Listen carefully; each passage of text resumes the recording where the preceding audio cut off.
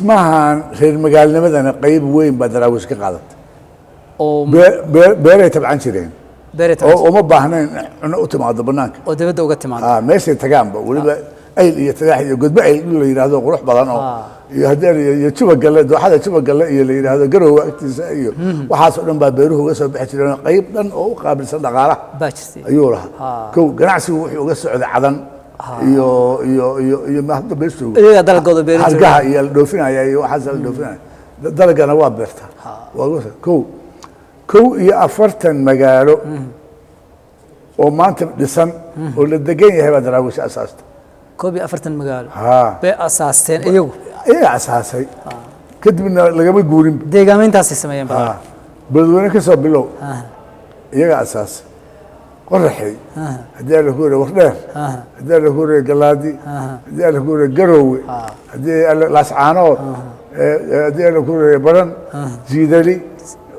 hadii la kuuray xagga xarumahoodii iyo taleex iyo adigu nugaal iyo saraar iyo kulli iyo badda inta u jeeda intaas oo magaalo ah iyaga asaasay maanta looga ka haray oo qalcadihii wali ku yaalay مثلا دارت أيل كتال وداود اللي يراهد صح ولي بوليس كان دقن إلى واجي waxaa nasiib darro ah inaan weli dayactir lagu samaynin oo raadkii iyo astaamihii dayactir lagu samaynin taleex baa burburtay oo baaba'day oo xaruntii ugu weynay intuu jabin waayay buu waxyaala wuxuu u doonay ingiriisku qaahira masar ayuu wuxuu u doonay waxyaalahan qarxiya bamboy markuu diyaaradii iyo bamkii kale ku mari waayay 1973 waa inuu warayso markaan ka soo laabtayna dawladda Soomaalida aniga oo Shaama Cumar Ciise Allah u naxariistay waxaan u qoray warqad baan u qoray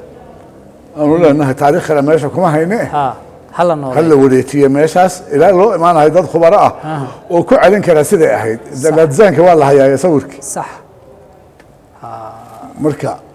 يا هاي انقلع عدها ندس إنجنير هذا ما يجا يسوقها بس يوم بهاي يوم بهاي إنجنير هذا يوم بكيمان شلين هاي غربا وكواري أيلو أنا أركي أو كو دسائل أنا dad ku soo degaya xeebtaasi marayeen sanjibaar bay u socdaan ama meel kale u socdaan oo ayl waa xeeb weeye soo degayaan shaqada ay qabuuleeyay meeshii uu dejinayay meeshii bay iska degeen saalim dhagax baa loo oran jiray ninka dhisay daarta daawad maandhow daawad inuu ka galay cadab ku soo doontay